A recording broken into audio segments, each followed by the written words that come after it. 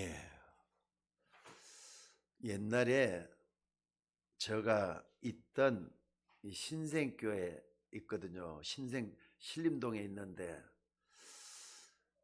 지난 주간에 어느 잘 살고요. 또 교회 봉사도 헌신도 많이 하셨던 한 집사님, 지금 권사님이 돼 갖고 있을 겁니다만은 그 권사님이 생각이 나더라고요. 남편은 장로님이시고요. 이분은 권사님이에요. 그런데 이 사람에게는 큰 딸도 있고 작은 딸도 있고 아들도 있고 그래요. 그런데 이 권사님이 말이죠. 어떤 일이 있었느냐면은 자꾸 큰 딸의 흠을 보는 거예요. 자꾸 이렇게 투정도 많이 부리고 불평도 많이 하고 남들한테 가서도 큰 딸 말이죠. 이상하게 얘기를 하고 그러니까 사람들이 이 큰 딸에 대해서 많은 생각을 하게 되는 그런 걸 많이 보게 되었습니다.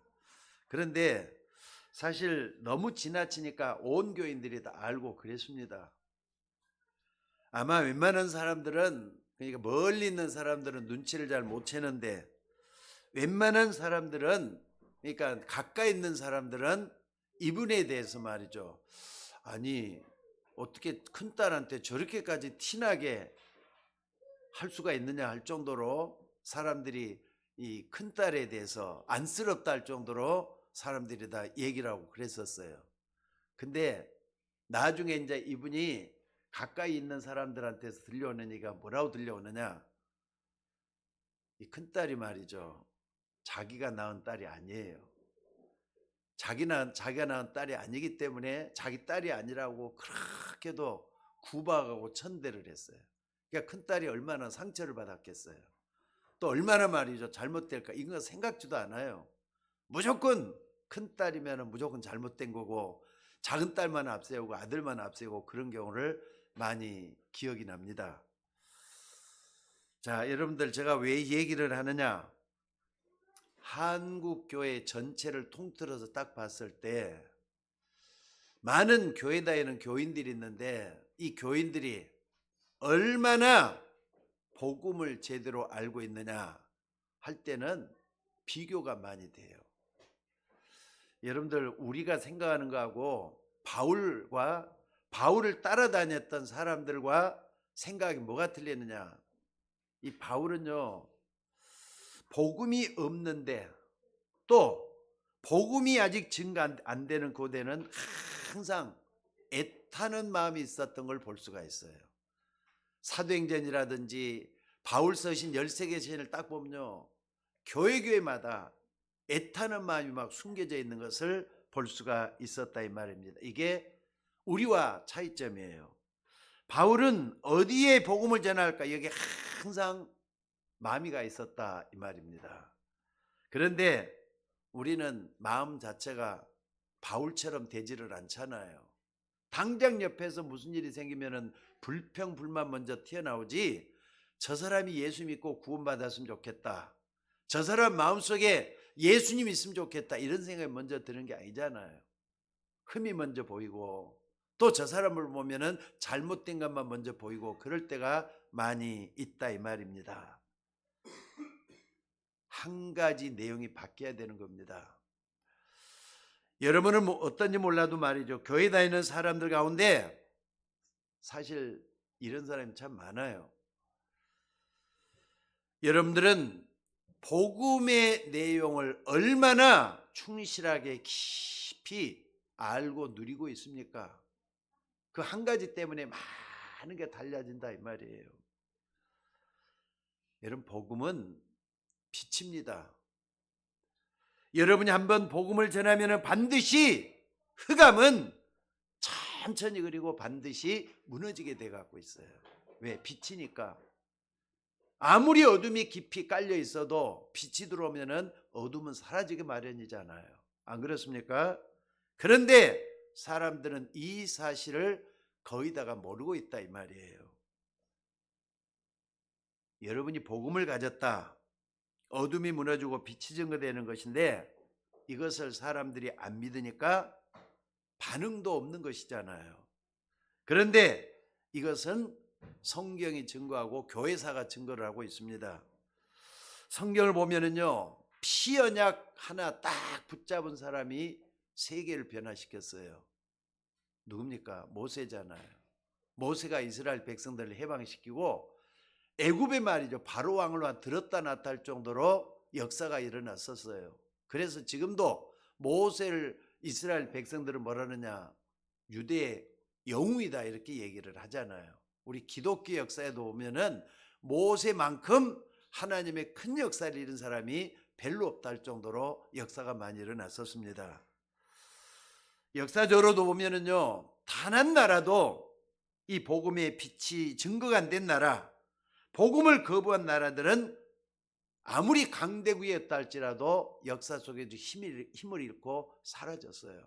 한번 봐보세요. 애굽, 지금 여러분들 저 중동에 가보면 이집트라고 하는 데가 그 나라거든요. 옛날에 찬란했던 문명만 자랑하지, 피라미드, 스핑크스 이런 문명만 자랑하지 지금은 후진국으로 돼가고 있어요. 그 나라가 이렇게 잘 사는 나라가 아니 돼가고 있습니다. 석유도 많이 난다 그러잖아요. 그런데도 못 산 나라 가운데 하나가 돼가고 있어요. 바벨론, 성경이 바벨론 얼마나 제국이라 갖고 얼마나 크게 나옵니까? 근데 바벨론은 지금 이란입니다. 이라크입니다. 이라크가 지금 잘 산 나라 아니잖아요. 맨날 이렇게 중동에 문제가 생겨가지고 문제 터졌다면 이라크가 나오고 그 정도로 못 사는 나라가 되어버리고 말았어요. 그러니까 여러분 주변에서 어떤 일이 일어나더라도 속지 마셔야 돼. 현실에 속지 말라 이 말입니다. 여러분들이 가진 복음은 여러분 자신뿐만 아니라 여러분 주변에 있는 사람들을 살리고 다른 곳에도 빛을 비추게 될 것입니다. 그래서 바울은 어두운 곳에 복음을 전하는 것을 최고의 사명으로 알고 살았던 사람이 바울이에요. 저는 아무리 생각해도 말이죠, 성경을 보고 교회사를 딱 보면서 뭘 보느냐, 바울이 세계 역사를 바꿔놨다 이렇게 생각을 해요. 빌립보 마게도냐 쪽으로 말이죠, 복음이 들어가게 됐잖아요. 마게도냐 오늘날 유럽을 얘기하는 겁니다. 유럽 쪽으로 복음이 먼저 들어가가지고 문명의 찬란한 영광이 나타나기 시작을 했잖아요. 그러니까 세계 역사를 바울이 바꿔놨다 이렇게 말할 수밖에 없어요. 더 중요한 게 뭐냐, 바울은 우리와 또 다른 차이점이 또 하나 있어요. 그게 뭐냐면요, 많은 사람들은 사내들인 공의회, 오늘날 말하자면 국회의원입니다. 국회의원이 되고 또 바리새인이 되고 헤롯 파가 되고 서기관 또는 제사장이 되면은 다들 성공했다고 생각을 해요. 지금도 돈 많고 지체 높은 것 누리고 있으면은 다들 성공했다 생각을 해요. 근데 바울은 그게 실패한 것이다 이렇게 또 얘기를 해요. 이게 바울이 세계를 살린 차이점이기도 하고 그래요. 보는 관점이 다 틀려져 있다 이 말이에요. 건강하고 돈 많고 또 어떻습니까? 지체가 높으면 다들 성공했다 그러잖아요. 근데 바울은 그렇게 보지를 않았어요. 자, 여러분들 역사적인 하나만 좀 더 얘기를 하자면요, 이스라엘은 지금 로마의 속국이 돼갖고 있을 때입니다. 오늘 본문이 주어졌던 그 배경은 이스라엘이 로마의 속국이 돼갖고 있다. 거기서 자리를 높은 자리에 앉아 있다 할지라도 그게 영원한 자리냐 이거예요. 사실 그 이후로 얼마 안 돼서 사도행전 16장에 나타나는 걸 보면은요, 바로 주 70년경에 이스라엘은 완전히 역사 속에서 사라지게 됩니다. 완전히 망해버렸어요. 70년경에 이스라엘이 망해버렸잖아요. 근데 그 전에 주 30년 40년 이때 말이죠, 권력을 잡고 돈 많이 가지고 있고 무슨 소용이 있느냐 이 말이에요. 안 그렇습니까? 자, 어찌됐든 이런 영적인 부분을 보지 못했던 유대인들은 어떻겠습니까? 지난 2000년 동안에 나라 없이 떠돌이 민족이 되고 말았어요. 여러분 이거 잘 보셔야 됩니다. 영적인 눈을 뜨고 잘 보셔야 됩니다. 유대인들은 독일 히틀러의 유대인 말살 작전으로 인해서 역사 속에서 수백만이나 되는 사람들이 가스실에서 가루가 돼가지고 말이죠. 다 사라졌어요. 그게 유대 민족입니다. 왜 하나님께서 택한 민족인데 이렇게 끌고 갔느냐? 여러분 역사 속에서 많은 흔적을 발견해 볼 수가 있어져야 돼요. 이런 영적 사실을 바울은 이미 알고 있었기 때문에 뭐라 그랬습니까? 이런 돈 많은 거, 또 공부 많이 한 거, 이런 지체 높은 거, 바울은 뭐라 그랬느냐? 여러분들, 나는 이것을 배설물로 여긴다 그랬어요. 그러니까 내가 이것 때문에 이 엄청난 복음의 빛을 모를 뻔했다. 옛날에 내가 다메섹에서 예수님을 만나지 않았으면은 나도 너희들처럼 똑같이 됐을 거 아니냐? 이러면서 말이죠. 바울이 가는 관점이 틀렸다 이 말입니다. 그러던 중에 오늘 본문은 바울이 이렇게 애타는 심정으로 복음을 전하고 다녔는데 복음이 막히는 그런 때가 있었다 이 말입니다. 아니 하나님이 그토록 소원하는 복음 전하는 일이잖아요. 근데 길이 막혔어요. 거기 가서 복음 전하지 말라고 하는 거예요. 하나님의 뜻이 거기에 있었는가 봐요. 그래서 바울은 아니지 복음은 막히는 법이 없어 하면서 부르기아로 또 갈라디아로 무시아로 비두니아 두로아 거기까지 내려갔다 그랬잖아요. 그게 오늘 본문에 다 나옵니다. 여러분 이거 간단한 얘기가 아닙니다. 바울은 지금 핍박과 죽음의 위협 속에서 막 피해 다니면서 복음을 전했어요. 이 복음의 문이 막혔다는 것은 바울에게는 굉장한 사건이라고밖에 볼 수가 없습니다. 그러나 여기서 바울은 인생의 아주 중요한 전환점을 맞이하게 돼요. 오늘 붙잡아야 될 여러분의 언약이 뭐냐? 여러분에게도 문이 막혔을 때가 있잖아요. 안 될 때가 있잖아요. 뭐든지 잘 되고 형통하면 얼마나 좋겠어요. 안 됐을 때가 하나님이 주도하시는 전환점이 될 수가 있다는 걸 잊지 마셔야 된다 이 말입니다. 그래서 오늘 여러분들이 복음 아닌 것에 속으면 안 돼요. 진짜 복음 아닌 것에 속으면 안 된다는 거 잊지 마셔야 된다 이 말입니다. 여러분이 복음을 가지고 있으면은 영원한 빛이 생명의 빛이 하나님의 빛이 들어와 있는 거예요. 그것을 놓치지 않았으면 참 좋겠어요. 때문에 오늘 우리가 이 복음을 안다는 것은 사실상 끝난 겁니다. 복음이 뭐냐? 여러분 복음이 뭐죠? 예수님이 그리스도 되신다는 사실이 복음이에요. 붙잡으셔야 돼요. 그래서 초대교회는 뭔만 전했느냐? 그들이 날마다 집에 있든지 성전에 있든지 예수는 그리스도라고 가르치기와 전도하기를 쉬지 아니하니라 그랬어요. 전도의 내용은 예수님이 그리스도라는 거예요. 또 교회에서 가르쳐야 될 교회 교육의 목적도 예수가 그리스도라는 거예요.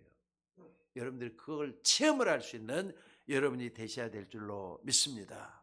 그런데 바울이 애가 타가지고 복음을 전해놨는데 믿는 신자라면 유대교에서 돌아온 기독교인을 얘기하는 거예요. 유대교에서 돌아왔다는 건 아직까지도 때가 묻어있는 유대교에 때가 묻어있는 사람으로 볼 수 있잖아요. 믿는 그런 유대교 기독교인이 뭐라고 얘기를 하느냐? 아니 복음이 아무리 그렇게 중요하다 할지라도 옛날에 우리가 해왔던 방식 그대로 할례는 받아야 될 게 아니냐? 이거 가지고 말이죠. 시비가 붙었어요. 여러분 어떻게 생각을 하셔요? 그래도 말이죠. 세상이 좋은 것도 있지 않느냐? 좋은 것은 그대로 해야 되지 않느냐? 이런 말이거든요. 게다가 마가다락방에서 큰 은혜를 받은 베드로가 고넬료는 로마 군대 장교거든요. 거기에 이 사람이 예수 믿게 돼가지고 이방 사람, 로마 사람이에요. 근데 이 사람이 정말로 하나님의 뜻 가운데서 복음을 전했어요. 그랬더니 거기서 어떤 일이 일어났느냐? 성령이 임하고 거기서 그러니까 고넬료 집에서 식사도 하고 돌아왔단 말이에요. 그랬더니 아까 말했던 유대교 기독교인들이 뭐라 하느냐? 아니 너는 이방인의 집에 가서 식사를 할 수가 있느냐, 이거 가지고 시비가 붙고 막 그랬어요. 여러분들 같으면은 고넬료 집에 복음이 전했을 때 어떻게 얘기해야 되는 겁니까? 예수님이 저 감람산에서 말했던 것이 지금 이렇게 이루어지고 있는 거구나. 아니 부활하신 주님이 그토록 원했던 그 말씀이 성취되고 있는 거구나, 이렇게 얘기해야 되는 거잖아요. 그런데 그 사람들은 옛날 것을 고집을 하면서 그래도라는 말을 자꾸 붙이고 있었다니까요. 여러분 이것을 절대 놓치면 안 됩니다. 이것은 간단한 얘기가 아닙니다. 어떻게 보면은 지금 복음을 전하다 막혔다 절망할 수밖에 없는 그런 순간이에요. 하나님의 거기서 목적을 볼 수 있어져야 돼요. 무엇 때문에 하나님이 복음을 막았느냐, 아니 절망스러운 순간을 맞이했느냐, 이걸 볼 수 있는 눈이 열려져야 돼요. 그래서 우리 터닝 포인트를 찾아내야 된다니까요. 전환점을 찾아내야 된다 이 말입니다. 여러분들 성경을 좀 확실히 잘 보시기 바랍니다. 오늘 여러분이 어디서 어떤 응답을 받아야 되겠습니까? 두 사람만 얘기를 한번 해봅시다. 하나는 요셉이고 하나는 다윗인데, 노예로 간 요셉이 뭘 알고 있었느냐? 사실 아버지 야곱으로부터 복음이 뭔가를 전수받았잖아요. 그러니까 여러분들 부모는 자녀들에게 복음만 전해줘도 큰일한 거예요. 재물을 물려주고 좋은 전통을 물려주는 것보다 복음을, 내가 체험한 복음을 내 자녀들에게 전해주는 것만큼 중요한 게 없어요. 근데 야곱은 고생을 진탕해 가지고 복음을 깨달았잖아요.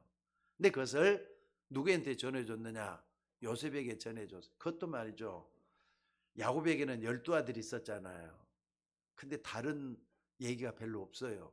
성경에는 유다를 통해서 이스라엘의 전통이 흘러내려왔다는 거 하고, 그 다음에 누굽니까? 요셉에 대한 얘기보다는 요셉에 대한 얘기만 하고 있는 걸 볼 수가 있어요.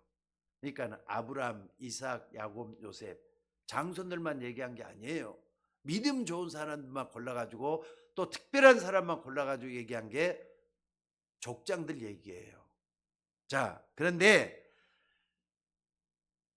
요셉이 아버지 야곱을 통해서 뭘 전해야 돼? 복음을 딱 전해주고 요셉이 붙잡은 게 있어요. 그게 뭐냐? 어떤 경우에도 하나님이 나를 세계복음화의 현장으로 보낸다는 것을 확실히 붙잡았어요.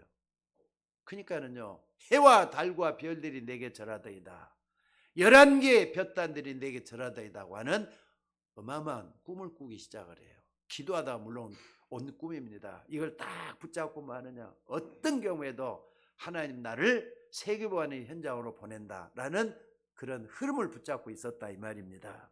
그렇기 때문에 요셉은 자기에게 일어나는 문제라든지 사건이라든지 위기나 절망이나 좌절에 흔들리는 법이 없었어요. 오히려 거기서 어떻게 하느냐? 하나님을 바라보면서 힘을 얻었다는 사실이에요. 이게 중요하잖아요. 어느 날 형들 때문에 노예로 팔려가는데, 이것도 자기 마음대로 가는 게 아니었잖아요. 노예로 팔린다는 것은 이미 자기 운명을 마음대로 할 수 있는 처지가 아닙니다. 노예이기 때문에 주인 마음대로 흘러가는 거예요. 노예상으로부터 노예를 통해서 가는 거란 말이에요. 계속 기도하는 요셉이 세계복음화의 큰 축복 현장으로 간다는 걸 어떻게 봤느냐? 아니 요셉이 어디로 갔습니까? 풀려가지고 애굽의 보디발의 집으로 팔려갔잖아요. 애굽으로 난 것도 자기 원해서 간 거 아니잖아요. 하나님이, 그러니까는 노예 상에 의해서 보디발이 팔려갔지만은 하나님은 그 과정을 붙잡고 있었던 거예요. 여러분들, 여러분에게 어려움이 오고 위기가 왔다고 하면은 거기에 빠져 있으면 안 됩니다. 오늘 여러분의 언약을 정말 확실하게 붙잡아 볼 수 있기를 주의 이름으로 축원합니다. 요셉이 바로의 친위대장 보디발의 집에 팔려갔는데 거기서 뭐 하느냐? 환경에 영향 받는 것도 없이 열심히 일을 하고 있잖아요. 그러니까 여러분 표면적으로 나타나는 게 뭐냐? 열심히 일하는 게 표면적으로 나타난 것 뿐이지 안에는 세계방의 흐름 속에 요셉이 기도하고 있었다는 게 보여요. 이렇게 환경과, 그러니까 노예가 돼 갖고 있는 그런 환경과 상관없이 열심히 일하는 요셉에게 하나님이 역사하시잖아요. 하필이면은 불신자 군대장관 보디발의 집에 하나님이 하시는 일이 분명하게 드러났다 이 말입니다. 그러니까 보디발이 이걸 딱 보고 창세기 39장 3절에 뭐라 그럽니까? 그의 주인 보디발이 여호와께서 그와 함께 하심을 보며 또 여호와께서 그의 범사에 형통케 하심을 보았더라 그랬잖아요. 불신자가 예수 믿는 요셉을 보면서 아, 진짜 하나님 저렇게 함께하는 거구나, 이걸 봤다 이 말이에요. 여러분들 오늘 이 언약을 알면은요, 여러분들도 요셉과 같은 응답을 받게 될 줄로 믿으시기 바랍니다. 오늘 정말로 이 언약 속에 여러분들이 좀 들어갔으면 좋겠어요. 자, 그런데 그러던 중에 또 요셉이 억울한 누명을 쓰고 감옥에 들어가게 되잖아요. 아니, 노예로 간 것도 억울한데 그 속에서도 억울한 누명을 쓰고 감옥에 가요.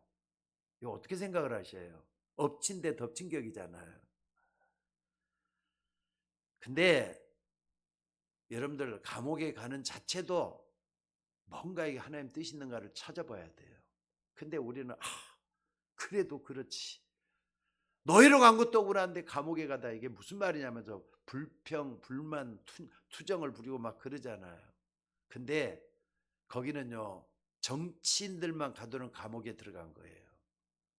여러분, 거기서 정치인들 사이에서 뭘 듣냐, 정치하는 얘기를 많이 들을 거 아닙니까? 거기서 정치를 배워요. 아까 노예로 갔던 보디발의 집에서는 경제를 배우고 그래요. 나중에 총리 됐을 때 됐습니까?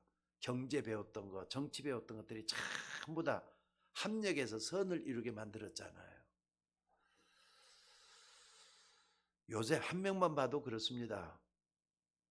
여러분에게 일어나는 절망, 당장에 나에게 큰 난관이요, 어려움이요, 위기로 보일 수가 있어요. 근데 그렇게 보지 말라 이 말입니다. 절대로 여러분들은 나에게 어려움이 닥쳐도 절망에 빠져들지 마시기를 주의 이름으로 축원합니다. 그러니까 우리는 잘못하면은 말 흘러가는 대로 그냥 가다 보면은 절망 속에 빠져들 때가 너무 많아요. 여러분이 살다 보면은 요셉처럼 원치 않는 절망의 순간이 여러분 속에도 찾아올 수가 있다 이 말입니다. 그러니까 절망 속에 빠지지 말고, 구원받은 여러분이니까, 아유, 구원받은 사람은 왜 그 절망 속에 있어야 됩니까? 그러면 안 되는 거잖아요. 구원받은 하나님 자녀라는 거 잊지 말고 하나님 앙망하고 바라보는 여러분이 되셔야 된다 이 말입니다.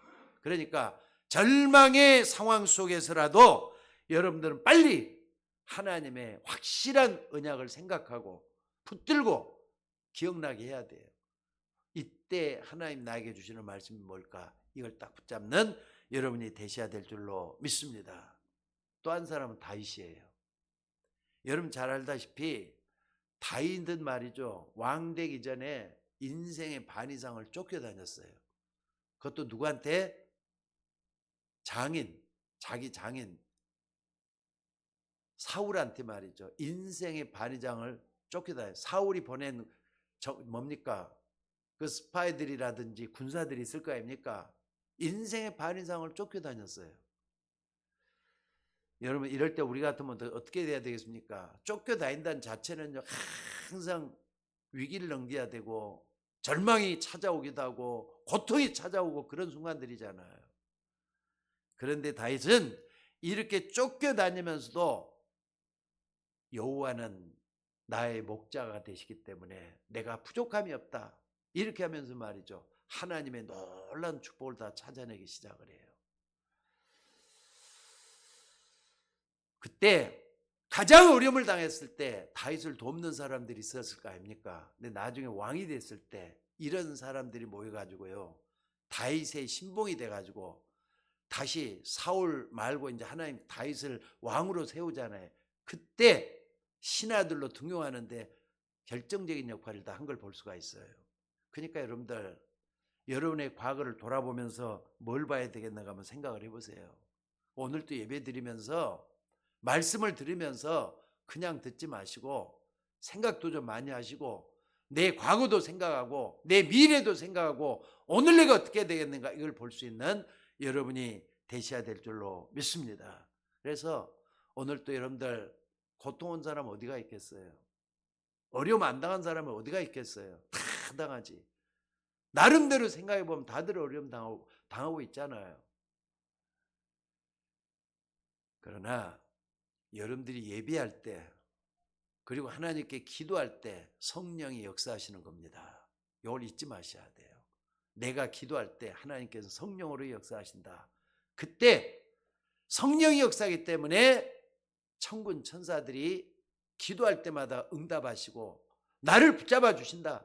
예배할 때마다 하나님은 말씀을 이루고 계신다. 말씀을 이루는 천군 천사를 보내신다. 이걸 붙잡고 기도하는 여러분이 되셔야 될 줄로 믿습니다. 그러니까 여러분들이 항상 말씀을 들으면서 전환점을 생각하셔야 돼요. 나를 어떻게 하면 바꿀 것인가? 나를 어떻게 하면 변화시킬 것인가? 이대로 가도 되겠는가? 이걸 생각하는 여러분이 되셔야 될 줄로 믿습니다. 그럴 때 여러분들 신앙생활을 한번 하는 거 한번 제대로 한번 해보시기 바랍니다. 그래서 안 된다는 것 떨쳐버리셔야 돼요. 나는 못하겠다는 그런 말 절대로 하지 마셔야 돼요. 그리고 그동안 내게 은혜 받았던 거 하나님 내게 깨닫게 했던 것들 좀 그냥 지나가지 말고 사람이란 건 자꾸 이렇게 자꾸 망각의 강을 건널 때가 많잖아요. 잊어먹는다니까. 기록을 한번 해놓으셔요. 그러니까 기록을 해놨으면 책꽂이에다 좀 꽂아놓기도 하고 중요한 데다 두기도 하고 그럼 나중에 딱 보면요. 내가 이때 어려움에서 어떻게 피해갔지? 어떻게 이걸 해결했지? 답을 찾게 돼요.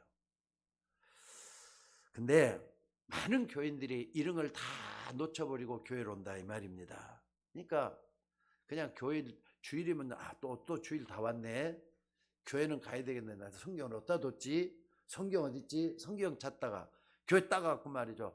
그냥 허둥지둥 교회 와다가 보면 또 뭐 하느냐? 또 이제 피곤하니까 졸기도 하고 그래요. 피곤하니까 졸기도 하고 그렇죠. 근데 여러분들 하나님의 은혜의 강수를 체험할 수 있는 여러분이 되시기를 주의 이름으로 축원합니다. 그래서 여러분들 어떤 어려움과 고통 속에서도 내 인생의 전환점이 될 만한 축복을 찾아내야 된다 이 말이에요. 연말입니다. 여러분에게도 지난 한 해 동안도 그냥 무심코 지났던 사건이나 위기들을 나는 어떻게 지나왔는지 돌아볼 수 있는 시간 되셔야 돼요. 그때 그 위기를 어떻게 넘겼지? 그때 그 사건 문제를 어떻게 해결했지? 돌아보시면서 너무 힘들지 않았습니까? 근데 기도하면서 해결했던 거 아니면 내가 스스로 내가 몸부림치면서 해결했던 거 한번 돌아보시기 바랍니다. 이제 보름이 아니죠. 이제는 한 10일만 지나면은 2025년도 끝나게 돼요. 그럼 내년에는 어려운 일이 없겠습니까? 좋은 일만 찾아오겠습니까? 큰 위기나 어려움도 또 올 텐데 그때 어떻게 해야 되겠는가? 답을 찾고 새롭게 시작하는 여러분들이 되셔야 될 줄로 믿습니다. 바울에게 전도문이 완전히 막혔는데 정확하게 말하자면은 하나님이 막은 거잖아요. 거기로 가지 말고 또 하나님이 지시하는 뭔가 새로운 길이 있다는 걸 알게 하기 위해서 하나님이 막은 거잖아요. 성령께서 아시아의 문을 허락하지 아니했다 그랬어요. 오늘 여러분들이 예배드리러 와서 그 응답을 받으셔야 돼요. 안 되는 것 딱 그것만 바라보지 말고 하나님의 언약의 말씀이 이때 뭔가 이걸 딱 붙잡으셔야 돼요. 그리고 두 번째 어떤 전환점이겠습니까? 여러분 생전에 아직까지 체험 안 했을 수가 있어요. 하나님이 위에서 내리는 하나님의 능력을 체험할 수 있는 기회로 삼으셔야 돼요. 어려움이 왔다, 위기 왔다, 문제가 왔다, 뭐가 막혔다 할 때는 하나님의 능력을 체험할 수 있는 전환점을 만들라 이 말이에요. 여러분 이건 하나님의 자녀이기 때문에 반드시 해야 됩니다. 하나님의 자녀가 되는 뭘 줬다 그랬죠? 권세를 줬다 그랬어요. 그럼 하나님 쟤네 권세가 여러분한테 주어져 있는 거예요. 이걸 잘 활용해 가지고 여러분들이 볼 수 있기를 주의 이름으로 축원합니다. 그래서 하나님이 위에서 나에게 주시는 드론리 파워, 헤븐리 파워, 하늘로부터 주는 힘을 얻어야 된다 이 말이에요. 여러분들, 천군 천사들이 나에게 주시는 저 보좌로부터는 축복이 있다, 이걸 발견할 수 있는, 이 능력을 발견할 수 있는 여러분이 되셔야 될 줄로 믿습니다. 오늘 그게 뭔가 본문에도 잘 나오고 있습니다. 자, 바울이 말이죠, 언약을 붙잡고 기도하는 그 밤이라 그랬어요. 오늘 본문 6절에 보니까 주의 성령이 그랬잖아요. 또 7절에 보니까 예수의 영이 그랬습니다. 또 9절에 환상 중에 그랬어요. 이런 말들은 그냥 환상을 보질 않습니다. 그냥 환상이 찾아온다는 것은요, 위험해요. 극단적인 신비주의 사람들이 이렇게 얘기를 할 수가 있어요. 그 위험한 겁니다. 근데 바울은 뭐냐? 기도의 깊은 단계에 들어갔던 것 같아요. 바울은 정식 기도를 그렇게 많이 했어요. 기도하는 것을 찾아 들어가서 기도하고 그랬어요. 기도가 삶 속에 일어났다 이 말입니다. 그렇기 때문에 이 환상 중에라는 말은 바울이 지금 뭘 하고 있느냐는 것을 보여주는 거예요. 바울이 하나님을 향하여 길이 막혔을 때 계속 기도했더니 그 말이에요. 여러분들, 집중해서 하나님만 바라보고 기도할 때 역사가 일어난다는 거 알고 계시죠? 정말 여러분들 하나님을 움직일 만한 기도 한번 해보시기 바랍니다. 하나님 역사를 여러분들도 체험하게 될 줄로 믿습니다. 그때부터 바울에게 뭐 했느냐? 바울은 전도자잖아요. 만남의 축복이 계속 일어난 걸 볼 수가 있어요. 하나님은 바울이 지금 드로아에서 드로아로 갈 계획을 세워가지고 계속 기도를 하고 있는데 하나님이 어떻습니까? 드로아 쪽으로 가지 말고 마게도냐 쪽으로 가라고 길을 갖다가 다시 제시한 걸 여기서 보여주고 있습니다. 자, 여러분들 2025년도 얼마 남지 않았고 또 2025년도 성탄절, 내일 모레 목요일이 성탄절이잖아요. 목요일 날이 성탄절, 5일 후면은 성탄절입니다. 여러분들 좋은 기회잖아요. 예수님이 오신다는 거. 그럼 예수님 내 마음속에 찾아오신다가도 확인해 보시고, 예수님이 누군가, 아까 우리 찬송 불렀던 것처럼 예수님이 누군가 말로만 확인하지 말고 실제적으로 예수 그리스도를 체험할 수 있는 우리가 되셔야 돼요. 그렇다면 이 시간이 얼마나 중요한지 모릅니다. 여러분 주변의 환경만 생각해보고 어려움을 찾아오고 위기가 닥친다고 생각만 하고 있으면 어떻게 되겠어요? 근데 그게 문이라면은 여러분 많은 걸 놓치고 있는 거잖아요. 그 문을 찾아 들어가야 될 거 아닙니까? 오늘 절망 속에서 하나님의 진짜 축복을 찾아내는 그런 전환점을 찾아내는 여러분들이 되셔야 될 줄로 믿습니다. 그동안 여러분이 불신자처럼 세상 방법대로 살아왔는데 하나님의 보좌의 능력을 체험하는 그런 전환점입니다. 여러분 이거 반드시 찾아내셔야 돼요. 하나님은 역사의 방향을 바꾸시는 분이에요. 하나님은 여러분 가정과 내 자신의 앞길을 인도하시는 하나님이셔요. 그 하나님을 바라보면서 예배하는 여러분들이 되셔야 될 줄로 믿습니다. 그리고 세 번째는 뭡니까? 9절에 보니까 하나님은 지금 어디로 가라고요? 드로아 쪽으로 가지 말고 어디로 가라 그랬죠? 마게도냐 쪽으로 가라 그랬어요. 지난번에 벌써 이제 몇 년 됐는데 티리게를 딱 가보니까 드로아가 있던 데는 티리게 땅입니다. 아나톨리아 반도가 있는 티리게 땅이에요. 그쪽으로 계속 바울은 전도할 생각을 하고 말이죠. 했는데 뭐냐면은 바다를 또 건너게 만들어요. 그 티리게에서 마게도냐 따로 건너가는 데는요, 보스비에 저 뭡니까? 해협이 있어가지고 아주 좁아요. 여기서 우리가 강북에서 강남으로 한강 건너는 만큼 거기보다는 조금 더 길어요. 그 굉장히 이렇게 기로가 커요. 저쪽은 흑해고 이쪽은 뭡니까? 아드리아고 그래요. 그런데 그 속에 그 바다를 건너가지고 마게도냐로 가게 만드는 것은 뭐냐? 하나님은 거점을 딱딱 이렇게 찍어가지고 뭔가 중요한 일을 하려고 하는 계획이 있었던 거였어요. 그 여러분들 하나님의 계획을 보는 눈이 열려져야 될 줄로 믿습니다. 그러니까 바울이 간 데가 어디냐? 빌립보에 있는 도아디라 성이에요. 여기가 뭐냐? 완전히 무속이 장악하고 있는 그런 동네에 하나님이 루디아를 딱 예배해 놨잖아요. 오늘 사도행전 16장 여기 6절로부터 봤지만은요, 여기 딱 보면은 바울이 처녀 무속인 있잖아요. 무속인이 여기 16, 10절 여기 이제 우리가 딱 보면은 10절 이하에 보면은 뭐가 나오냐?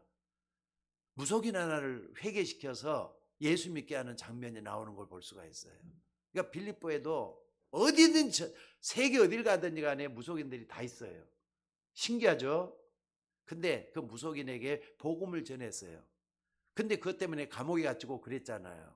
근데 그 전에 오늘 그 전에 뭐가 있느냐? 여기 보니까 빌립보 도아디라 성에 딱 들어갔더니 누디아라고 하는 일꾼이 딱 예비돼 있어요. 하나님이 예비해 놓은 사람이에요. 여러분들 누가 뭐래도 하나님이 쓰시는 예비된 사람 여러분들이기를 주의 이름으로 축원합니다. 그래야만이 하나님 역사가 일어나잖아요. 그리고 완전히 범죄 도시가 되어 있는 데살로니가로 하나님이 바울을 인도하셔서 거기서 또 누구를 만나게 하느냐? 야손이라는 사람을 만나게 해요. 그러니까 동네 깡패들을 동원해가지고 유대인들이 말이죠, 바울을 죽이려고 하잖아요. 근데 야손이 말이죠, 자기 돈을 들여가지고 바울을 그 깡패들의 손에서 구원해내는 역할을 해요. 그러니까 하나님이 다 이렇게 쓸만한 사람다 해가지고 하나님이 제자로 삼아나는 걸 볼 수가 있어요. 나중에 데살로니가 교회가 야손 때문에 또 세워지고 그러잖아요. 아까 빌립보에서는 루디아라는 중심으로 해가지고 교회가 세워지고, 근데 좀 이따 또 어디를 인도했느냐? 하나님은 아폴로 신상이 자리 잡고 있는 타락한 도시 고린도로 또 데리고 가요. 근데 거기도 또 예비된 사람이 또 있어요. 누굽니까? 바울의 동역자, 바울의 목숨만큼 바울을 목숨을 지켜줬던 브리스글 아굴라부가 고린도 교회에 있었던 거예요. 가장 타락한 도시인데, 여러분들 하나님은 바울을 계속 이끌러가서 시대적인 전도자로 쓰임받고 있는 현장에 여러분들이 지금 말씀을 나누고 있는 겁니다. 그리고 또 다시 어디로 갔느냐? 아데미 신상을 가지고 온 동네 멸망 직전에 끌고 가고 있는 예배소로 인도해요. 참 감사한 것은요, 예배소가 그 어디냐면은 또 이제 마게도냐로 갔다가 또 예배소로 다시 돌아왔는데 예배소가 튀르기의 땅에 있어요. 예배소를 그때 우리가 가봤다 그랬잖아요. 아데미 신상을 직접 봤어요. 근데 그게 여자거든요. 여자 신이에요. 여신이에요, 여신. 그 여신에게 복을 빌면은 다손, 그러니까 자녀들이 많이 복을 받는다는 그런 사상을 갖고 있더라고요. 우리나라도 똑같잖아요. 전 세계 어디든지 우상 숭배하는 사람들은 자녀들 잘 되고 돈 많이 벌고 건강합니다 복인 줄 알고 똑같은 겁니다, 여러분들. 거기서 바울은 복음을 전해서도 두란노 운동을 일으켜요. 그래갖고 세워가지고 어떻게 하느냐? 그 지역을 제자 삼는 일을 다 했어요. 그걸로 끝난 게 아닙니다. 드디어 어디로 가느냐? 로마로 또 가잖아요. 여러분, 로마도 마게도냐 땅 안에 있는 겁니까? 바울은요, 이스라엘뿐만 아니라 저쪽으로 튀리기의 땅을 거쳐서 마게도냐 땅까지 쭉 이렇게 왔다 갔다 하면서 그 지역이 엄청나게 넓어요. 바울의 전도에 엄청나게 컸던 겁니다. 자, 로마도 보아야 하리라. 바울의 소망은 로마를 꿈꿨어요. 바울이 꿈꿈입니다. 그랬더니 어느 날 부활하신 주님이 바울에게 나타나가지고 내가 거기 갔다가 로마에서도 증거하리라. 부활하신 주님이 바울에게 직접 나타나신 얘기를 했어요. 그리고 나중에는 이제는 알렉산더의 배를 타고 로마로 가는데 뭐라 그럽니까? 내가 가이사 앞에 서야 하리라. 이걸 또 누굽니까? 우리 주님이 보내신 천사들 통해서 이 얘기를 하고 있는 걸 볼 수가 있습니다. 여러분들, 하나님의 계획은 지금도 전 세계가 복음화되기를 원하셔요. 하나하나 성경을 지금도 하나님은 복음하고 계시는 게 맞구나, 이런 걸 볼 수 있는 게 성경이에요. 사도행전 13개 바울 서신들을 딱 보면은요, 하나님은 지금도 일하고 계시는 하나님이셔요. 그러니까 로마 복음화의 대열 속에 들어갔던 바울 일행들, 우리는 어디에 있어야 됩니까? 이제는 그때가 또 틀려졌잖아요. 하나님은 전 세계가 복음화되기를 원해요. 맞으면 아멘 하시기 바랍니다. 그리고 전 세계 말이죠, 인터넷이 들어가고 또 문명이 싹을 피우고 있는 나라들, 그걸 합해보니까 237개 나라 정도 돼요. 전 세계 237개 나라가 다 복음화되기를 원해요. 또 이 땅에 종족이 말이죠, 어느 정도 되느냐, 5천여 종족이 돼요. 5천여 종족이 많을 수가 있어요. 근데 말이죠, 알려진 종족만 해도 5천 종족이 돼요. 미개한 종족까지 다 포함해서 말입니다. 거기도 복음이 들어가줘야 돼요. 그러니까 여러분들이 내가 구원받는 것이 전부 다가 아니라 하나님은 전 세계가 복음화되는 걸 원하고 있구나, 이 꿈을 꾸는 게 세계 복음화 하는 요원이 되는 거예요. 시작이 되는 거예요. 자, 결론적으로 여러분들이 낙심하고 절망하면은 여러분들 모르는 사이에 뭐가 찾아오느냐, 그게 암덩어리를 만들어내고 암덩어리를 만들어 스트레스가 쌓이게 되잖아요. 절망, 고통, 이런 것들이 내 몸에 암덩어리를 만들 수가 있어요. 질병이 찾아온다 이 말이에요. 암만 찾아오는 겁니까? 여러 가지 정신적인 것도 또 육신적인 질병들도 찾아 들어가지고 자꾸 나를 힘들게 만든다 이 말입니다. 여러분들 사람 때문에 스트레스 받고 여러분이 힘들면은 몸에는 암세포가 계속 자라나게 돼 있다 그래요. 사람들은 다 그래요. 그렇기 때문에 스트레스 안 받고 편안한 마음을 유지하기 위해서는 기도할 수 있는 여러분들이 돼요. 그것도 나를 지으신 하나님께, 창조한 하나님 부르면서 기도할 수 있는 여러분이 되셔야 된다 이 말입니다. 오늘 여러분이 세상 것을 붙잡고 불신앙에 빠져 있으면은 영적인 문제가 계속 찾아온다는 거 잊지 마셔야 돼요. 영적인 문제는 뭡니까? 마귀란 놈이 자꾸 건드는 걸 갖다 영적인 문제라 그래요. 여러분 속에도 욕심이라는 게 있잖아요. 그 욕심이 마귀하고 딱 이렇게 하나가 딱 되면 그게 영적인 문제가 되는 거예요. 어려운 거 아닙니다. 마귀는 어차피 이 땅을 심판하실 그리스도 오기 전까지는 계속 여러분 주변에서 여러분 노리고 있다는 거 잊지 마셔야 돼요. 절망을 하나님의 축복의 예로 만드는 여러분이 되셔야 될 줄로 믿습니다. 특별히 주일날 여러분들이 교회 올 때는요, 말씀을 딱 듣고 나서 그냥 하지 말고 포럼하는 시간에 우리 같이 포럼을 인도하는 인도자들에게 뭐 하느냐, 이걸 놓고 정말 기도하셔야 돼요. 정말로 나에게도 이런 일이 있어. 여러분의 현실과 여러분의 주변 상황과 비춰보면서 말씀하고 이렇게 좀 하나하나 이렇게 좀 맞춰보셔요. 나에게도 이런 거 있었어. 그때 난 이렇게 하면 안 돼. 말씀 따라가는 내가 돼. 저 사람은 어떻게 하지? 포럼할 때 그걸 전부 다 답을 주잖아요. 이걸 붙잡고 여러분들이 인도받는 여러분들이 되셔야 돼요. 자, 따라서 한번 해봅시다. 너희는 범사에 그를 인정하라. 그리하면 그가 내 길을 지도하시리라. 믿습니까? 사실 이건 그냥 얘기가 아니고요. 여러분에게 어려움이 왔다는 것은 하나님이 전환점을 주시는 것이라고 믿으면 틀림이 없어요.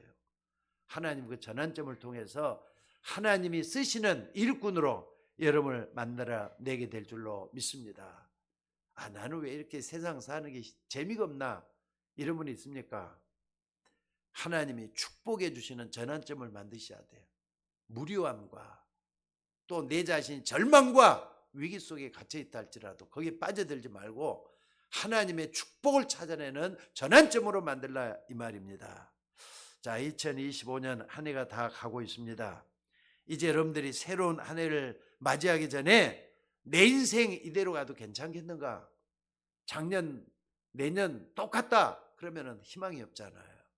새로운 희망을 찾아내야 돼요. 하나님의 확실한 미래를 찾아내는 전환점, 오늘 본문에 나왔습니다. 어떻게 하면 되는 겁니까? 바울처럼 기도하는 사람 되면 돼요. 말씀을 붙잡고 기도하는 사람 되면 된다 이 말입니다. 여러분들, 이 복음은 모든 사람들이 다 알아듣는 거 아닙니다. 영생, 하나님이 영생 주시는 거예요. 하나님이 영생 주시기로 작정되는 자는 다 믿게 돼 있다 그랬어요. 하나님이 영생 주시기로 작정되냐 안 믿어요. 못 믿어요. 그래서 구원받은 그 은혜로 되는 겁니다. 그 은혜를 인하여 너희가 믿음으로 말미암아 구원을 얻었다 그랬잖아요. 하나님이 영생 주시기로 작정된 자만 믿게 돼 갖고 있다 그랬어요. 왜? 이 복음은 초두에 얘기했던 것처럼 생명의 빛이기 때문에 그렇습니다. 영원한 빛이기 때문에 그렇습니다. 여러분, 빛이 들어오면 어둠은 물러가게 되는 거 아닙니까? 빛이 어둠 속에 있으면은요, 절망, 위기, 고통, 이게 전부 다 어둠들이잖아요. 어둠들은 다 무너지게 돼 있어요. 믿으셔야 돼요. 요한복음 1장 9절에 보면 참빛, 곧 세상에 와서 각 사람에게 비치는 빛이 있었다 그랬어요. 그 빛이 예수 그리스도예요. 또 요한복음 8장 12절에 나는 세상의 빛이니 나를 따르는 자는 어둠에 다니지 아니하고 생명의 빛을 얻으리라 그랬습니다. 따라서 예수님의 말씀은 지금도 여전히 똑같이 유효합니다. 예수 그리스도는 어제나 오늘이나 영원토록 동일하시다 그랬어요. 그러니까 영생 주식으로 하나님이 작정한 거예요. 그 속에 내가 있고 우리가 있고 내가 전도할 사람이 있다는 거 잊지 마셔야 돼요. 그러니까는요, 전도는 아무나 되고 말하는 게 아니잖아요. 정말로 저 사람이 하나님이 예비된 자냐, 영생 주의로 작정된 자 맞느냐, 그럴 때 복음을 딱 전하면 내가 못 전해도 그 사람 알아들어요. 여러분 예수 믿을 때는 너무 싱겁게 어떤 사람 예수 믿는 사람도 있잖아요. 그래서 그런 거예요. 오늘도 여러분들 그 사람에게 복음은 생명의 빛이요 영원한 빛이 되셔서 예수 믿게 되고 변화를 받게 되고 있어요. 그래서 여러분들 복음은 아무나 받는 게 아닙니다. 누구에게 다 열려 있지만 아무나 받는 게 아닙니다. 복음은 하나님이 구원의 빛을 비춰준 사람만이 받게 되고 있다는 거 잊지 마시고, 오늘도 여러분들 마지막 인생 전환점을 만들고 하나님이 기뻐하는 여러분들이 되셔야 될 줄로 믿습니다. 하나님의 역사가 여러분 가정에 임하시기를 주의 이름으로 축원합니다. 기도하겠습니다. 하나님 은혜를 감사합니다. 저희들은 부족하고 연약한데 하나님 우리 앞길을 인도해 주셔서 오늘 또 귀한 말씀들이 내 속에 임하게 하시고, 말씀을 들을 때 한 귀로 듣고 한 귀로 흐르는 것이 아니라 말씀이 내 안에 믿음의 발판이 되게 하시고, 또한 이 말씀을 통해서 내가 변화받고 하나님의 말씀을 받을 만한 그릇이 되어서 나를 먼저 바꾸는 내가 되게 하여 주시옵소서. 다른 사람들이 바뀌기를 원하기 전에 내가 먼저 바뀌어서 하나님의 역사가 일어나야 되겠사오니 우리 하나님께서 귀한 종들에게 성령으로 충만하게 임하여 주시고 모든 걸 바꿔서 하나님의 역사가 일어나도록 인도하여 주옵소서. 우리도 바울처럼 온전히 쓰임받기를 원합니다. 아버지 하나님이여, 부족하고 연약한 거 많이 있지만은 하나님이 쓰시는 그 속에 우리가 있도록 인도하여 주옵소서. 우리를 구원하신 예수님의 이름으로 기도드리옵나이다. 아멘.